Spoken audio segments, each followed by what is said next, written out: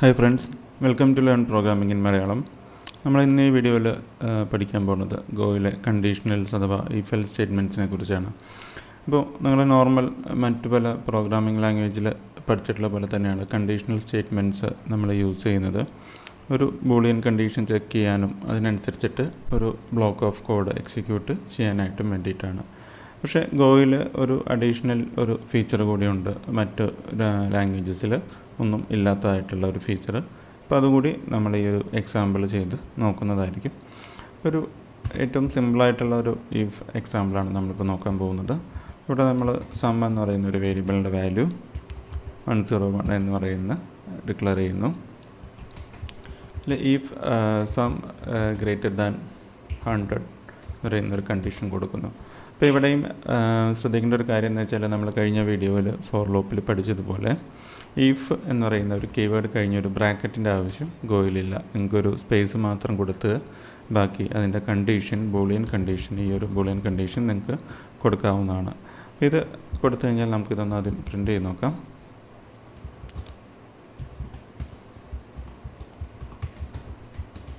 ഇതൊരു സിമ്പിൾ എക്സാമ്പിളാണ്. അപ്പോൾ കൺസെപ്റ്റ് മനസ്സിലാൻ വേണ്ടി മാത്രം ആണ് നമ്മളെപ്പോഴും സിമ്പിൾ എക്സാമ്പിൾസ് യൂസ് ചെയ്യുന്നത്.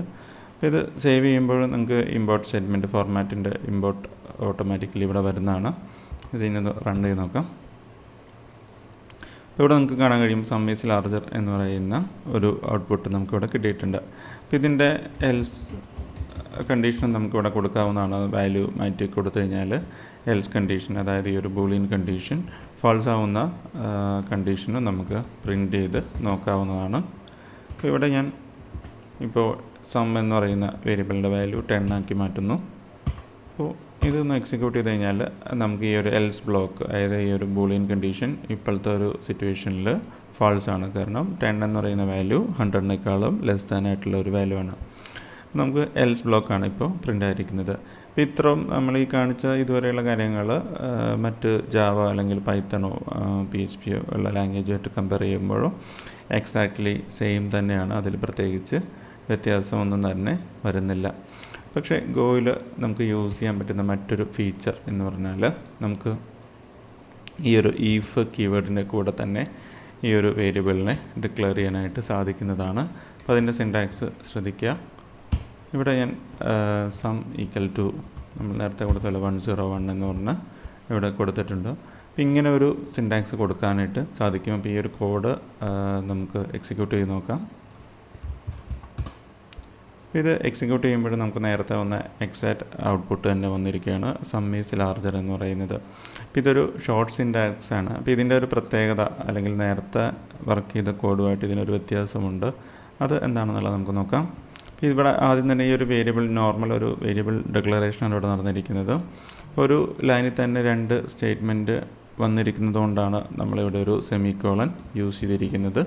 അപ്പോൾ 2 സ്റ്റേറ്റ്മെൻറ്റ് അല്ല, ഒന്നിലധികം സ്റ്റേറ്റ്മെൻറ്റ് ഒരു ലൈനിൽ വരുന്ന ഒരു സിറ്റുവേഷനിൽ മാത്രമേ ഒരു സെമിക്കോളൻ യൂസ് ചെയ്യേണ്ട ആവശ്യം ഗോയിലുള്ളൂ. അല്ലെങ്കിൽ നിങ്ങൾക്ക് സെമിക്കോളനൊക്കെ അവോയ്ഡ് ചെയ്യാനായിട്ട് സാധിക്കുന്നതാണ്. പിന്നെ ഞാൻ ഈ ഒരു വേരിയബിൾ സം എന്ന് പറയുന്ന വേരിയബിൾ ഇവിടെ ഈ ഒരു ഫോർ ബ്ലോക്കിൻ്റെ ഈഫ് ബ്ലോക്കിൻ്റെ പുറത്ത് പ്രിൻ്റ് ചെയ്യാനായിട്ട് നോക്കുന്നതാണ് ഇവിടെ കാണുന്നത്. പക്ഷേ ഇവിടെ ഇത് സേവ് ചെയ്യണ സമയത്ത് നമുക്കിവിടെ ഒരു എററാണ് ഇവിടെ കാണുന്നത്, അൺഡിഫൈൻഡ് സം എന്ന് പറയുന്നത്.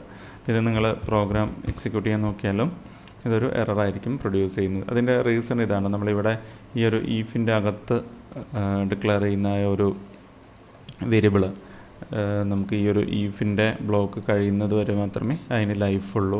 അപ്പോൾ അതുകൊണ്ടാണ് ഈ ഒരു ലൈൻ, അതായത് 13ാമത്തെ ലൈൻ കഴിഞ്ഞതിന് ശേഷം ഈ ഒരു വേരിയബിൾ അവൈലബിൾ അല്ല അല്ലെങ്കിൽ അൺഡിഫൈൻഡ് ആയിട്ട് പോകുന്നത്. പക്ഷേ നമുക്കിത് വേണമെങ്കിൽ ഈ ഒരു ബ്ലോക്കിൻ്റെ അകത്ത് ഇവിടെ വേണമെങ്കിൽ കൊടുത്താൽ ഇത് പ്രിൻ്റ് ആവുന്നതാണ്. അപ്പോൾ ഇതൊന്ന് നമുക്ക് ട്രൈ ചെയ്ത് നോക്കാം. ഇത് നിങ്ങൾക്ക് കാണാനായിട്ടും കഴിയും. ഈ സം എന്ന് പറയുന്ന വേരിയബിൾ ഇപ്പോൾ പ്രിൻ്റ് ആയിട്ടുണ്ട്.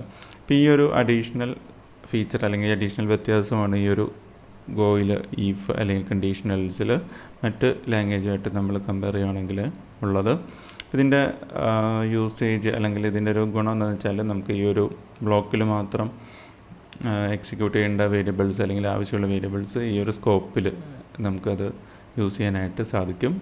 അപ്പോൾ അത് കഴിഞ്ഞാൽ പിന്നെ അതിൻ്റെ വേരിയബിൾ മെമ്മറിയിൽ നിന്ന് ഓട്ടോമാറ്റിക്കലി ഡിലീറ്റ് ആയിട്ട് പോകുന്നതാണ്. അപ്പോൾ ഇത് വലിയ പ്രോഗ്രാംസിന് ഇത് ആക്ച്വലി വളരെ യൂസ്ഫുൾ ആയിട്ടുള്ളൊരു കാര്യമാണ്.